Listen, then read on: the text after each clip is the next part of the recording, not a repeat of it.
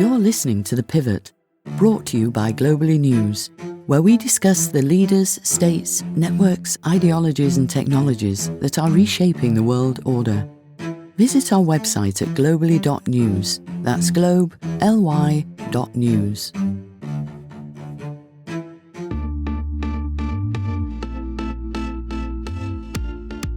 Hi everyone, welcome to The Pivot. My name is Arash Rafiq and I'm your host.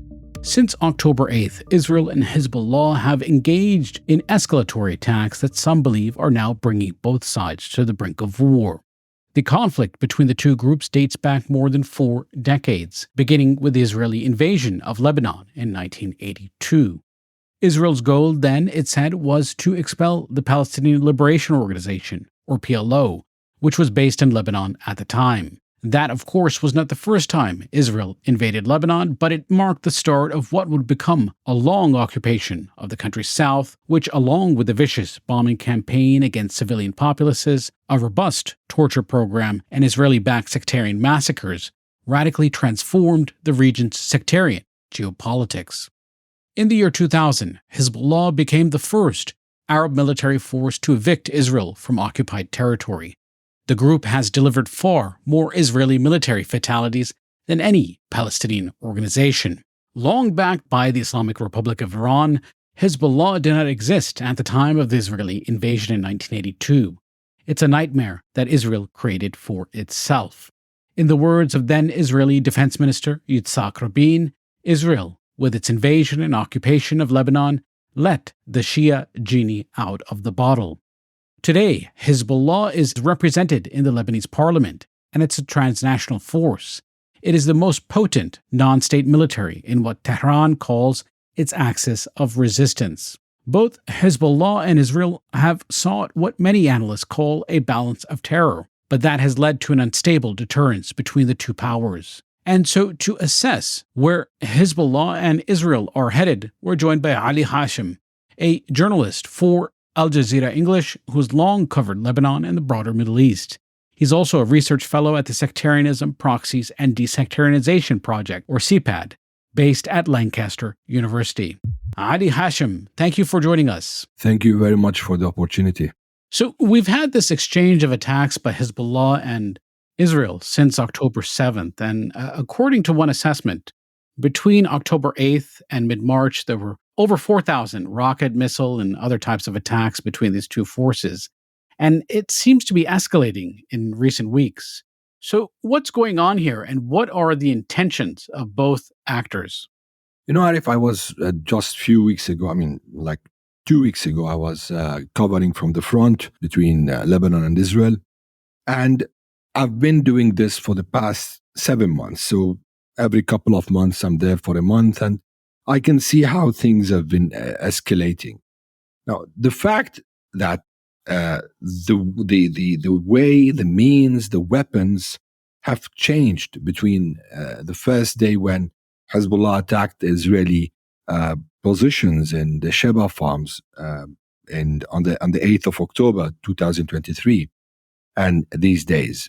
So it's clear this is a kind of a strategic front, but at the same time, it's being used in a tactical way.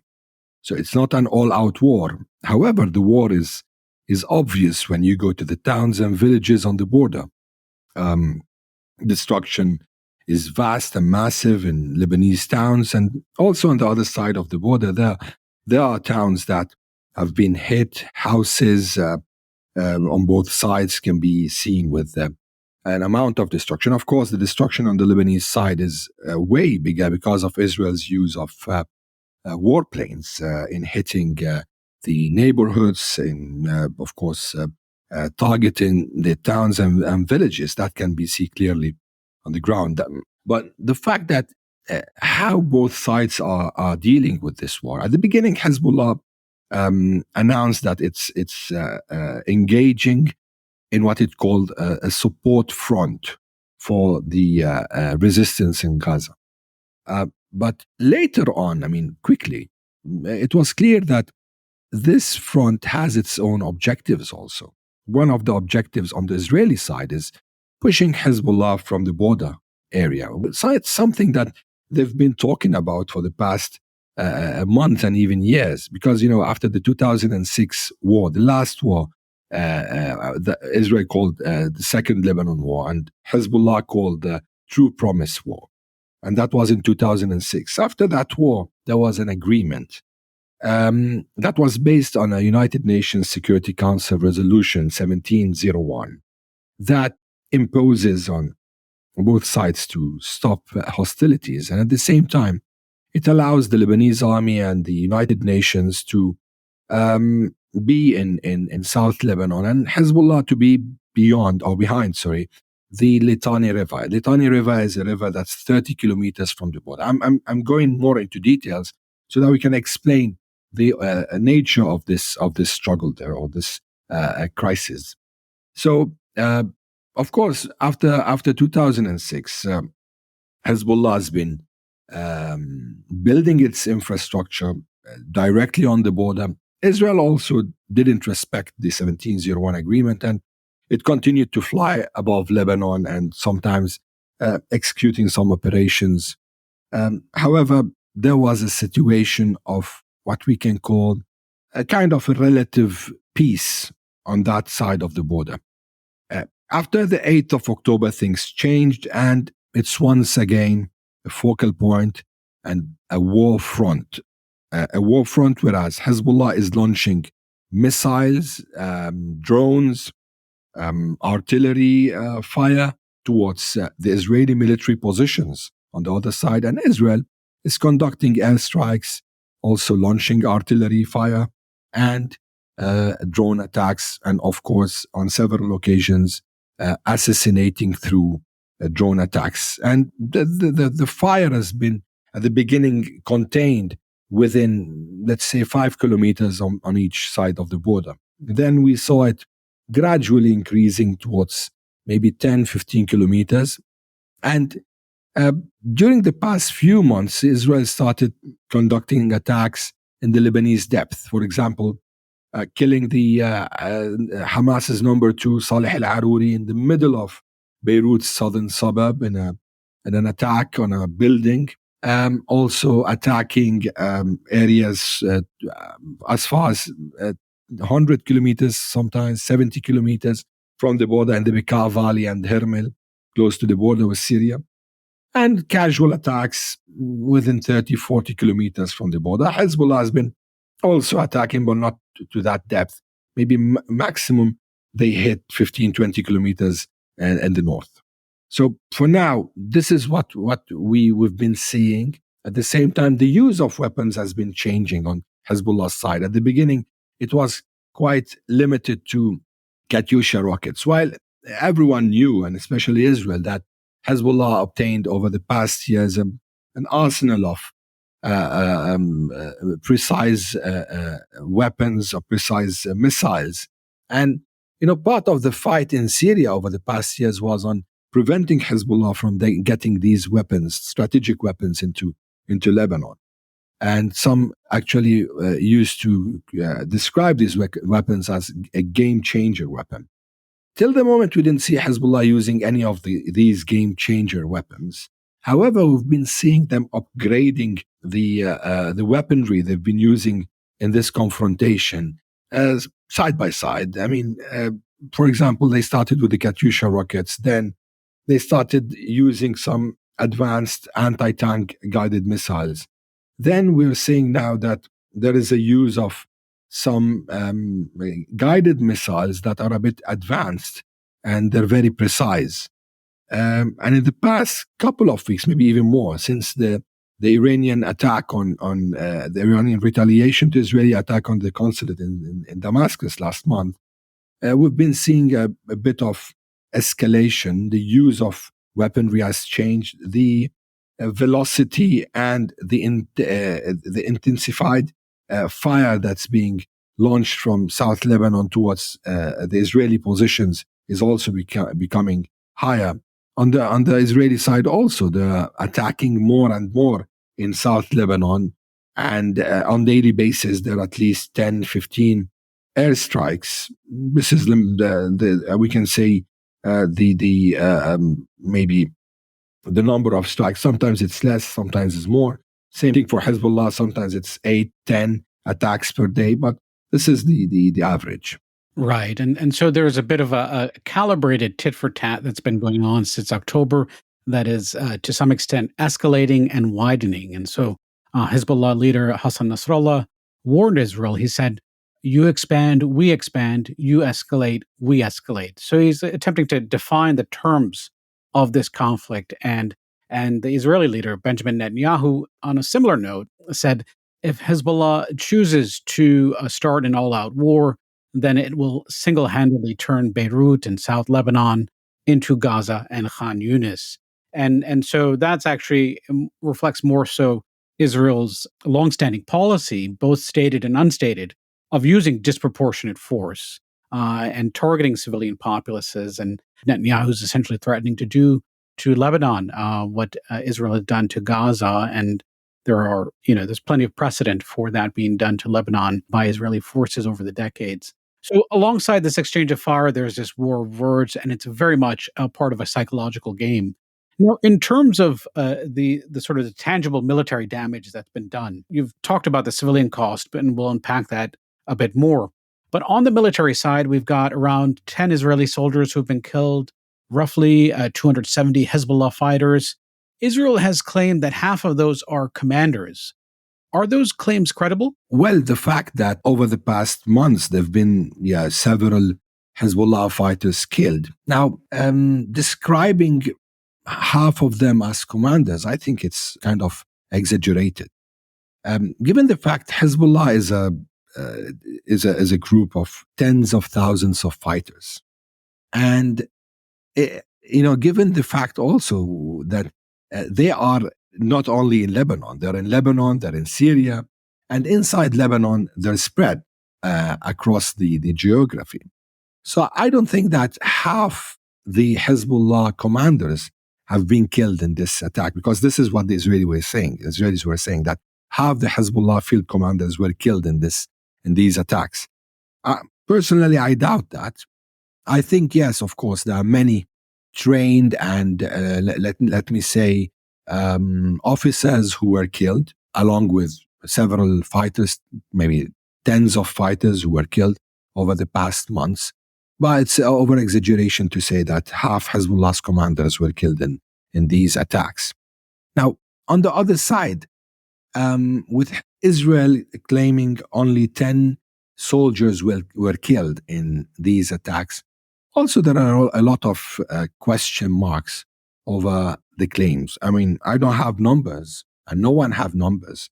But the pictures that we've been seeing over the past months, especially for attacks directly on soldiers or on tanks or on military vehicles or on apartments or bases, different styles of attacks. When seeing, because Hezbollah is documenting all these with video, and you see the soldiers and then you see the explosion, but at the end, there's no statement from the Israelis saying anything about the number of soldiers killed. And that's why there is a bit of skepticism over, what's being announced and what's being not announced. But we don't have any, clue of, what's happening on the other side. While on the Lebanese side, at least, whenever someone is killed, there is a statement saying that this person, he do so and so and so, and he was killed in this place. So, yeah, there is an issue with the transparency in this regard. Right. And what's less murky is the civilian cost here. And so on the Lebanese side of the border, we have 93,000 Lebanese civilians who have been displaced by Israel's assault on southern Lebanon. And then there are also roughly 80,000 Israeli civilians who have had to flee as a result of Hezbollah's attacks on both military and civilian locations inside northern Israel. So there's a significant displacement on both sides of the blue line that separates Israel and Lebanon. Now, talk to us about the civilian cost on the Lebanese side of the border, because we've seen roughly 73 Lebanese civilians killed, including journalists. And the attacks on journalists in particular seem quite deliberate. What has Israel been doing in terms of targeting the civilian population, and what are its goals here? Given Israel's statements from the beginning that it's attacking Hezbollah targets in South Lebanon, the number of civilians killed in this confrontation is relatively high. 73 isn't really a normal number. With them, several children, several women, and of course, journalists were killed. This is also an issue to take into consideration. First of all, with respect to journalists, because when one of the attacks happened on a journalist crew at the beginning of the war, my team was with this crew, and then we separated from them. We went to somewhere else, and we were close. I mean, we were 2 kilometers far from them. The place where we went to, and then we were surprised that our colleagues were killed. We were just with them an hour before, and then and there was nothing really that raises any kind of skepticism over our journalistic identity, given the fact that the border is equipped with cameras, and the Israelis are really in control of let me say, the intel all over the area, so they can see anything in the area. And then our colleagues who are wearing flak jackets with press on them, helmets. So one of our colleagues, Aysam Abdullah from Reuters, was killed, and several others from Al Jazeera and AFP and Reuters were injured. Now, the fact that this raised a lot of questions over the target of such an attack, and what's behind it? Why are they hitting journalists? And is it really that they want journalists away from the border? These are questions. We don't have answers to these questions. And at the end, it was, from the United Nations point of view and their investigation, I think AFP, Reuters, all of them conducted their interviews, and they're all laid the responsibility on the Israelis for hitting the journalist crew. The other attack was on Al Mayadeen channel. And a lady reporter was killed. Her cameraman was also killed, and their fixer also was killed. And they were in open space. They were wearing their, journalist clothes, and it was clear there's a camera. These were the two main attacks. Also, there was an attack on a big journalist crew, including Al Jazeera and several other channels, in a town called Yaroun. Fortunately, the missiles or the artillery shells fell on the SNG, the car that's responsible for the broadcast, and none was injured. This gives you an impression of how things are happening. With respect to the civilians, with this high number of civilians killed in a war that should be contained, actually, as per both sides, to military targets, children killed in Nabateeh, children killed on the road. A woman, I remember I was there when we covered this story. A woman was fleeing with her brother in another car, and she was with her mother and her 3 daughters, and then they were attacked with an Israeli warplane and they were killed. So these are all big questions, and I think the Israelis should answer why these civilians are being killed when they say they have the top-notch technology, intel, and actually it's not about only the drones covering Lebanon. They're seeing everything through satellites, through their own spies on the ground, but also civilians are still being killed, even civilians who are on the move. And actually, this is the first time I'm saying this. When Saleh al-Aruri was killed in Beirut by an Israeli airstrike, Saleh al-Aruri's office is just close to my grandmother's house. And my grandmother, since then, is in coma. And she's 90 years old and out of shock. We lost her. She's still alive, but she's not with us anymore. She's out of conscious. So, this is the civilian price that we are paying in Lebanon as people. As a journalist, as journalists, that's our work. We are on the front line covering, because we have to say and report on what's happening. But of course, we need to be safe, and we need to have our own precautions. But sometimes, when you're doing your job, so it happens. Of course, both sides should be careful when dealing with people with the messenger, because messenger shouldn't be killed. But it's happening. But we are going there with our will. As for civilians, they're fleeing and being killed. That's the biggest concern. Right. And I'm sorry to hear about your grandmother. And it points toward the reality that this is not just some kind of strategic game.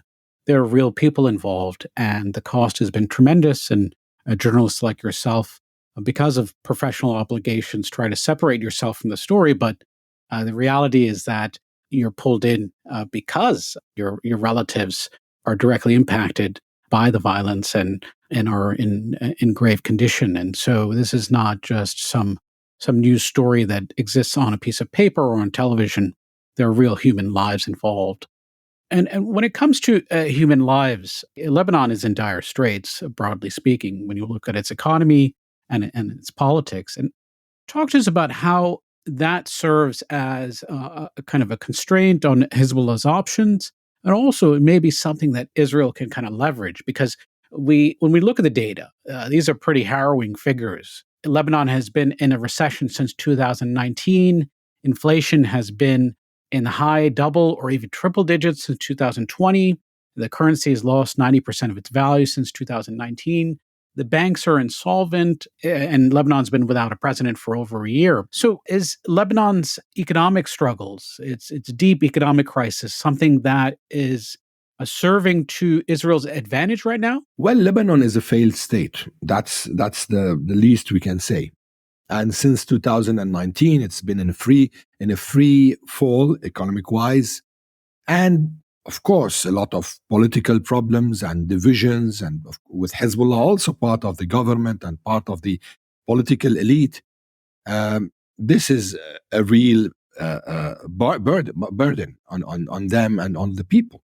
But the fact is that, Lebanon can't really afford, but people will just have to live with whatever is available. And this is the biggest problem, with around 100,000 refugees that are distributed, and some of them are in Tyre, some of them in Beirut, some of them with their families, some of them in schools. Someone should be feeding them, someone should be taking care of them. And just put this aside and look to the vast destruction on the borderline. Who's going to pay for this after the end of the war? These are big questions that are being asked by the Lebanese right now. But Arif, the fact is that this whole conflict is bigger than Lebanon. It's bigger even than the region. It's an unprecedented war. 7 months that this war has been going on, and no one in the world, including the major great power, the United States, isn't able to stop it, with all the destruction, with all what's happening. So for the Lebanese, yes, it's a big issue, it's a big problem, but it's not in their hand to solve it or to end it, because this war is it seems that it's changing the whole face, not only of the region but the world, especially with what we are seeing now in the West, in the United States, in Europe, in the UK, with respect to the awareness over what's been happening in Gaza, in Palestine in general. So there are big questions actually being asked. And for Lebanon, people now there are of course voices that are against the war, and voices, especially among the political elite, that are expressing dismay with Lebanon's involvement or Hezbollah's involvement in this war and the destruction that's happening in the south. But when it comes to the people of the south, covering the story from there is no, I can say there is no high voice. There is no, of course, there are some people who discuss among themselves, when is this going to end? And what about the day after? But till the moment, there is no movement. I mean, something that is credible, something that's with a weight, that's against the war in South Lebanon. And that's because of the loyalties. Most of the South, the main areas that are inflicted by this war, are either pro-Hezbollah or pro-Harakat Amal movement, which is the other Shia group in South Lebanon. And both groups right now are involved in this battle.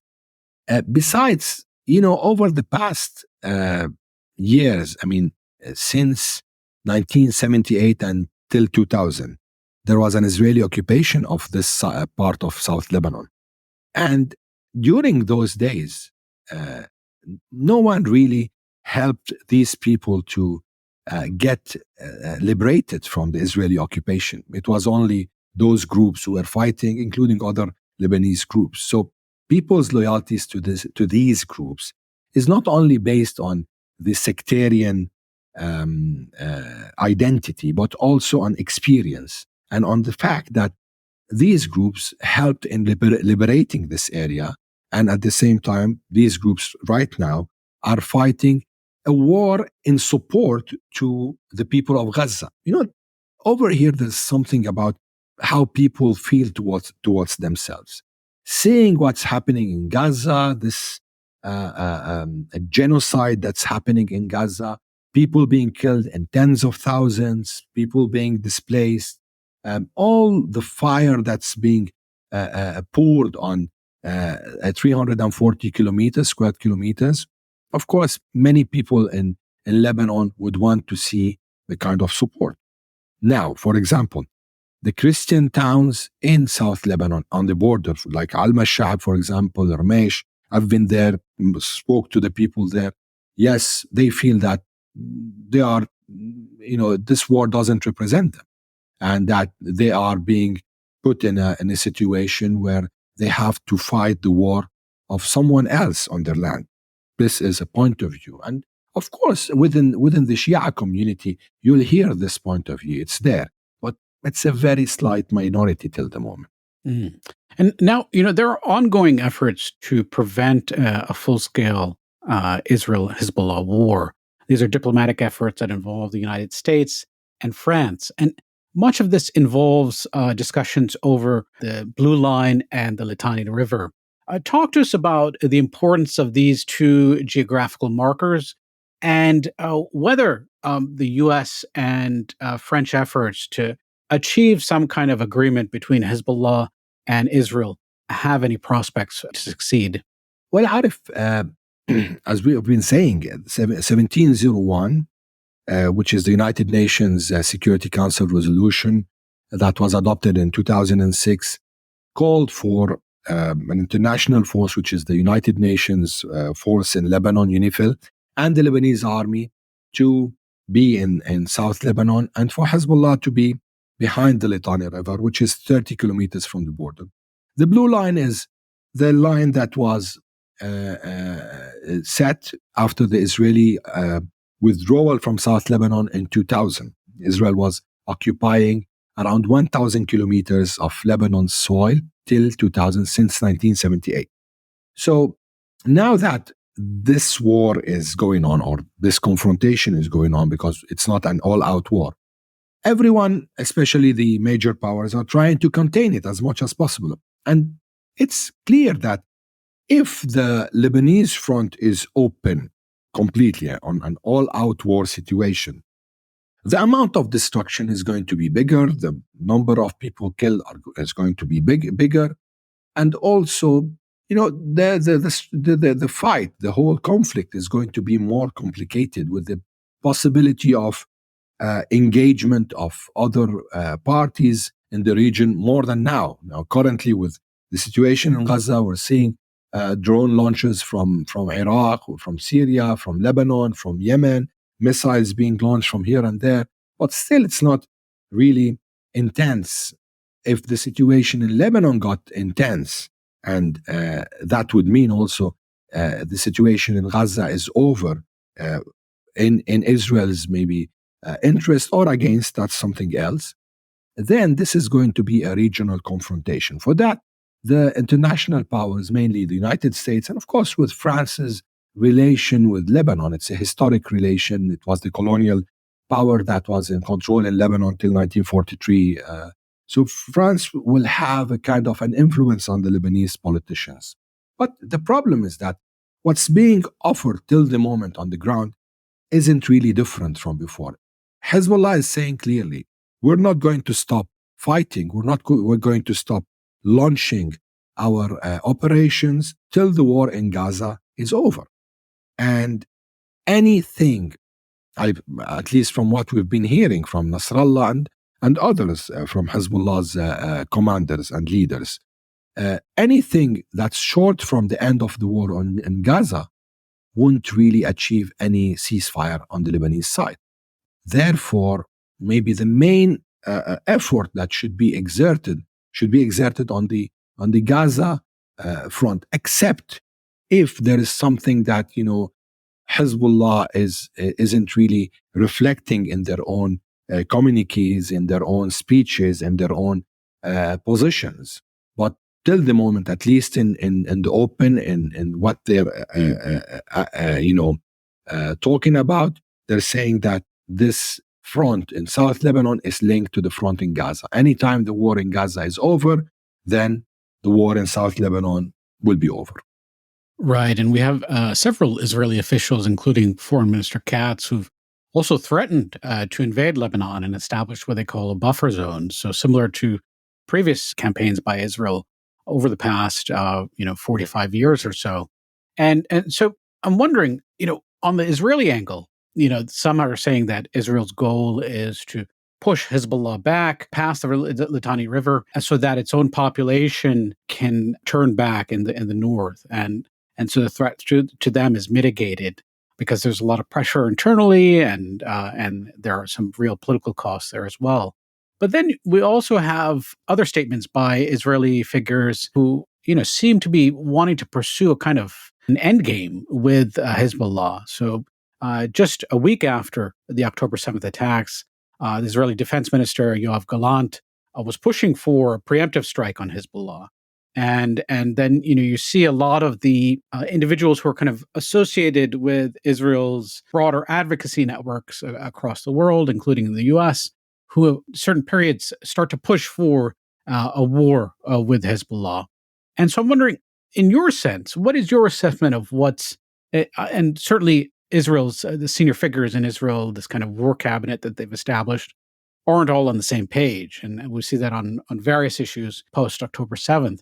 But I'm wondering, what's the objective here? Do you believe that their objectives are really limited, or that there's a strong constituency that is pushing for an all-out war? Well, Israel can launch an all-out war. That's not something that Israel can't do. It can do it. It has the weaponry. It has the warplanes, and this war could stay for months and maybe years. The issue here is not about the possibility and the capability. It's about how much there is a possibility that Israel can achieve its objectives through war. This is the big question here.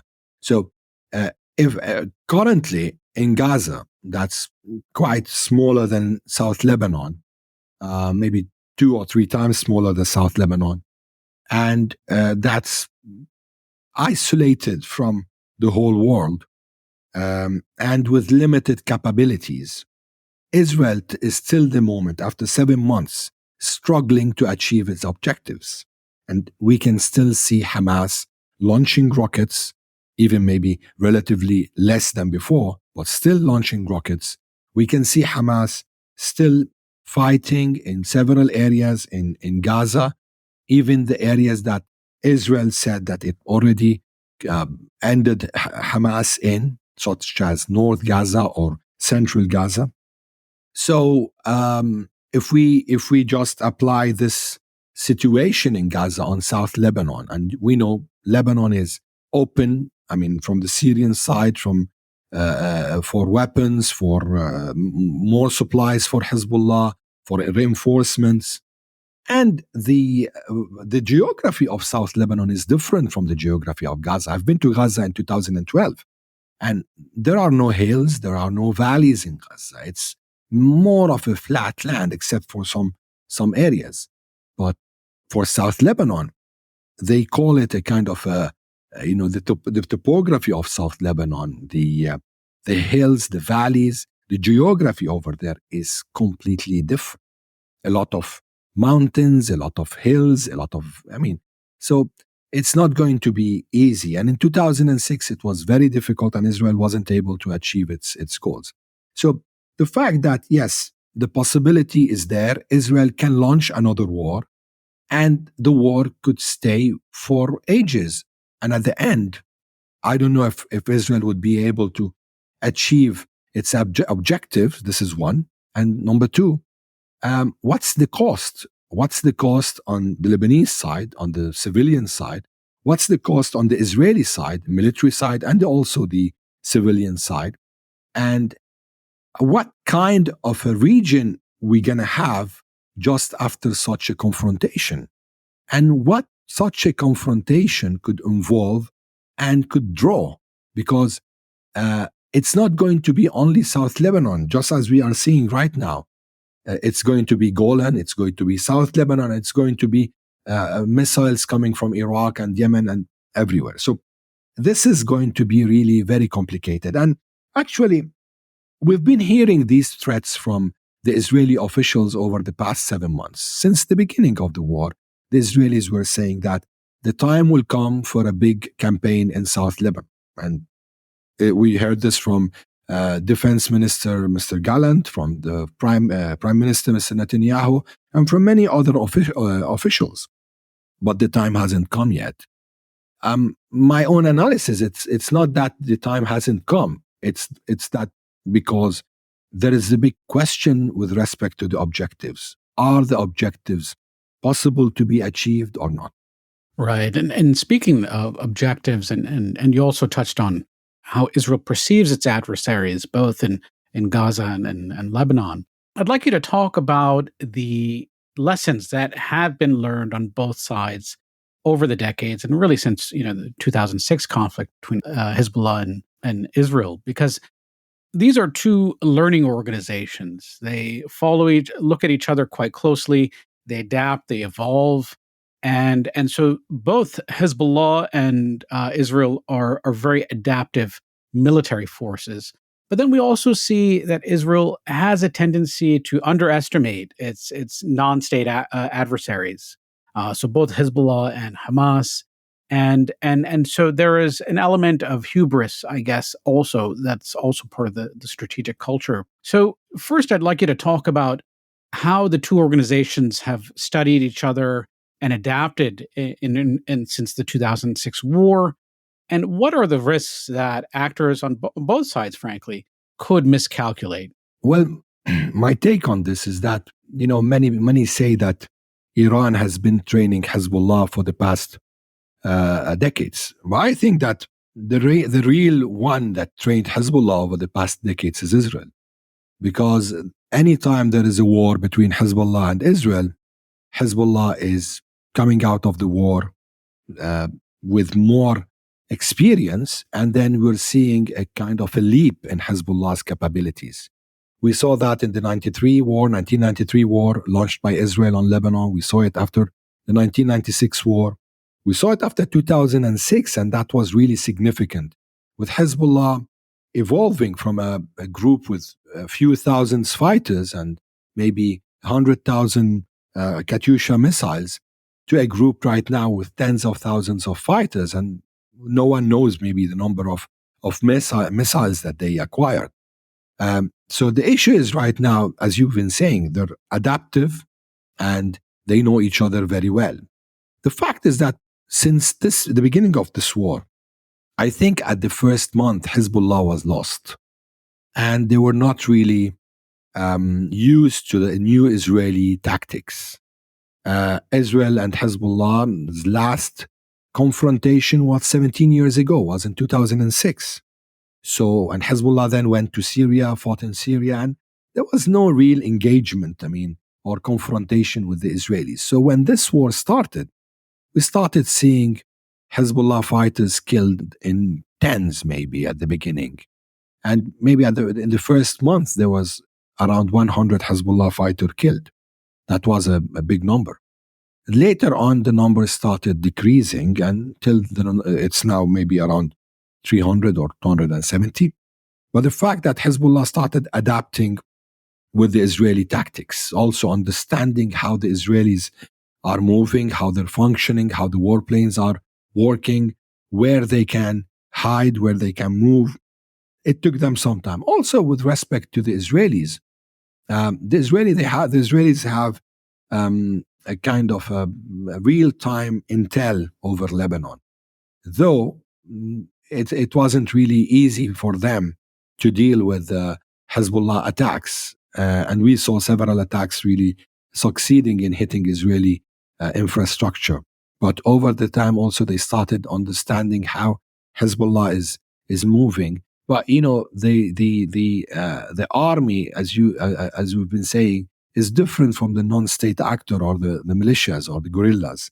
So the guerrillas have more, let me say, room for maneuvering, while the army is moving from one place to another. And over here, Israel, I think, started applying some guerrilla warfare in its own army with respect to the movement and changing the positions and not staying at certain military bases. We've been seeing this in the past few months, and I think this is how both sides are let me say, reacting to each other's steps and strategies on the ground. Well, of course, this is not really sustainable. This containment situation, whereas Hezbollah and Israel are keeping to the tit for tat, is not sustainable. Neither it could continue this way without exploding, and neither it can continue this way because of the amount of destruction that we are seeing. Therefore, I think that this is going to take us towards a round of fierce fighting. Now, would this be an all-out war? I don't know. I don't have any indication that this could be an all-out war, but this could be a very high escalation, and an escalation in an attempt from one of both sides to reduce tensions and to reach to a kind of an agreement. Speaking of an all-out war, many are talking about potential for either side to try to escalate to de-escalate in order to take things to a higher crescendo and then force the other side to buckle or a third party to intervene and achieve some kind of agreement that either defers the conflict or achieves a temporary resolution or de-escalation.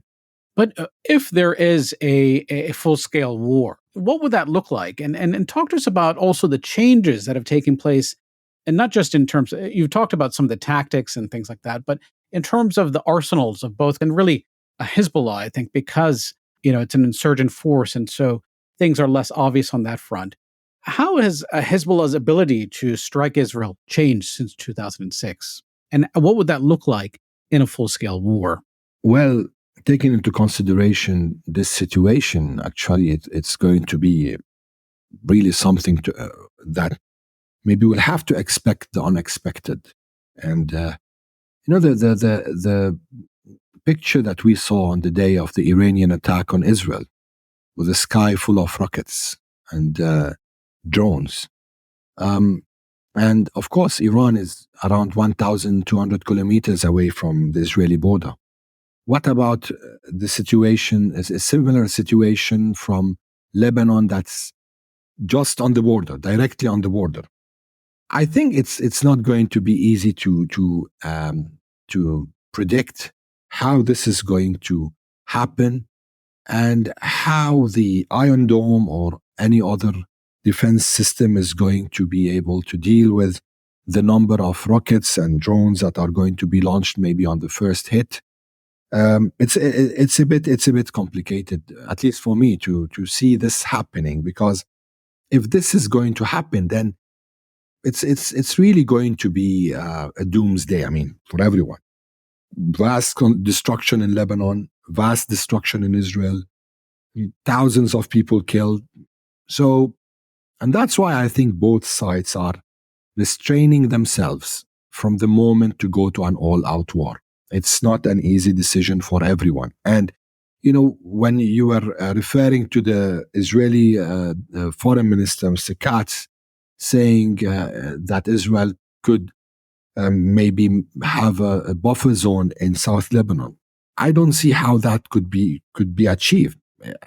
Actually, to get into Lebanon, it's going to be an issue. In the 2006 war, and we said Hezbollah was just maybe a few thousand fighters and with less capabilities, and it took Israel really 33 days to get into some areas in Lebanon, and some areas they weren't really able to get into it.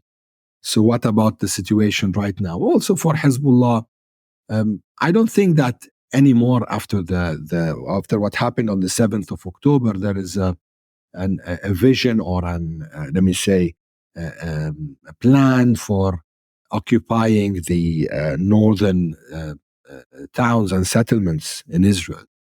The whole calculus has changed. The whole region is changing.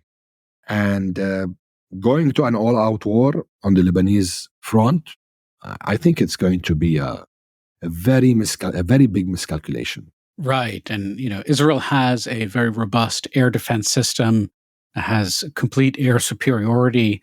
But as you noted, Lebanon is very proximate. It's right along the border. It's a border country. And then Hezbollah has, more tools at its disposal, including drones and long-range missiles. And it has an immense amount of firepower, at least in terms of a non-state actor that is borders Israel. And it has an estimated 150,000 projectiles that could overwhelm Israel's air defense systems. And then that potentially puts, Israeli military bases, critical infrastructure, and civilian populaces at risk in a way that, let's say, a group like Hamas has been largely unable to. And so the threats are really, really distinct. Now, in terms of the damage that Israel could do to Lebanon, I'd like you to talk about the Dahia doctrine and why that's significant. And, I guess it may be significant in the sense that it was publicly articulated and there was ample precedent even before 2006 of Israel using disproportionate force. But I'd like you to talk about that doctrine and how it might manifest in a full-scale war between Israel and Hezbollah. Well, the carpet bombing of a complete neighborhood, of a complete area, the Dahi doctrine was already applied before. It was applied in South Lebanon before. But because Dahi is described as the stronghold of Hezbollah and the main centers of Hezbollah are there, the attention was drawn to Dahi in 2006. And this doctrine actually resembled the Israeli will to destroy anything just to reach to the Hezbollah officials and commanders. And of course, we wouldn't really be surprised to see Israel doing the same in any future war. They're already doing that in towns like Aita, Mays al-Jabal, in Markaba, Adaysir, Bitlatin, all these areas, Kfar Kila. These are Lebanese towns on the border, and the Dahi doctrine is being applied there. But despite that, the attacks are being launched from these towns themselves on the Israelis. So till the moment, they're not able to end the launch of rockets from the border areas. So if they are going to do that in Dahi or in Beirut, as the ministers were saying on the Israeli side, turning Beirut into Khan Yunis and Gaza, yes, there is going to be destruction, but what's going to be the result? This is the big question. Israel is capable of destroying. Actually, Israel is a nuclear state. It can hit Lebanon with a nuclear bomb. But what next? This is the question. The day after, and what's going to happen next? It already applied this doctrine. Actually, we have right now an updated doctrine, the Gaza doctrine, which is uprooting everything and turning a whole sector, semi-country, into a burned land, into a destroyed land. But what's the result at the end? Would that mean uprooting Hezbollah? Did they uproot Hamas? I mean, these are the big questions. Whether Israel is able to achieve or not to achieve. They can destroy whatever they destroyed, but the big question is, how are they going to uproot Hezbollah? And by the way, I think the number 150,000 projectiles is an old number. That number has been since 2006. I remember Hassan Nasrallah speaking to Dubai television with one of the Egyptian presenters there. And he said then, in 2006, that he was capable over 33 days of launching 3,000 missiles every day. And that's 100,000 missiles. So I think now, after 17 years, the number is vastly bigger than that. Is vastly bigger than that. Personally, my own assessment is that Hezbollah would have now at least 1 million projectile, at least. Right, and what we've seen from Hezbollah is that its leadership keeps its cards close to its chest, and so there's an element of signaling what it's capable of doing, but also hiding some of its capabilities, and so it has that element of restraint and strategic resolve as well that Israel has underestimated over the course of this 4-decade conflict. Now, as you had noted, a capacity to kill is not the same as the capacity to win a conflict, and so when we look at the 2006 war, Israel killed, according to some accounts, roughly 250 Hezbollah fighters. But it also killed roughly 1,200 Lebanese civilians. And so making civilians bear the greatest brunt of these wars is not something that has really changed the strategic tenor of this conflict. And so Hezbollah has emerged as a much more capable fighting force. Lebanon itself has descended into state failure, but Hezbollah, as in terms of capabilities and tools, has evolved into a much more, probably maybe the most powerful non-state military actor. Now, just to note about the Dahiya Doctrine, there was a 2009 investigation by the UN into the Gaza war. It was known as the Goldstone Report, and it concluded that the tactics used by the Israeli armed forces in the Gaza offensive of 2009 were consistent with previous practices, most recently in the Lebanon War in 2006. A concept known as the Dahiya Doctrine emerged, and that involved the application of disproportionate force and the causing of great damage and destruction to civilian property and infrastructure and suffering to civilian populaces. So this is all very documented, and as you mentioned, this is essentially upgraded in the form of the ongoing conflict in Gaza, where this territory is essentially being rendered uninhabitable. And so that's potentially a preview of what can happen to Lebanon, but Hezbollah has a greater capability as compared to Hamas to really bite back. And so that serves as a restraining factor on the Israelis. Now, in terms of other parties involved, the elephant in the room is Iran. You've touched on it a bit. Now, some people say that Iran is trying to keep Hezbollah as a reserve in order to use as a kind of a weapon should Israel and or the United States directly target Iran. And so that may make it less willing to see Hezbollah deplete all its capabilities and arsenal in a conflict with Lebanon. So how much of a role does Iran play in all this and in terms of Hezbollah's own decision-making? Well, in fact, this is an axis led by Iran, what's known as the resistance axis. Hezbollah is a main pillar in it.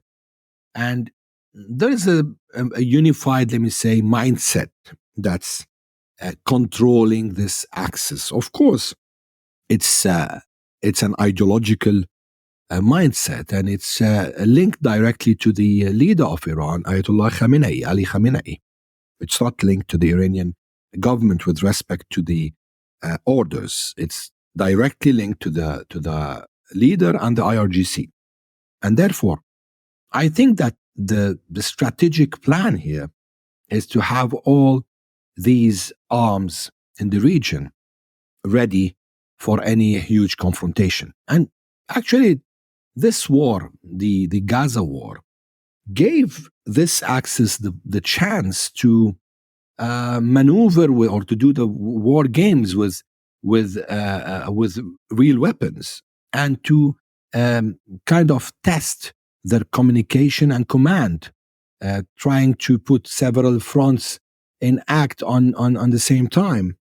And of course, the day of the Iranian retaliation on Israel gave us another picture of how the Iranians are going to respond to any attack on Iran.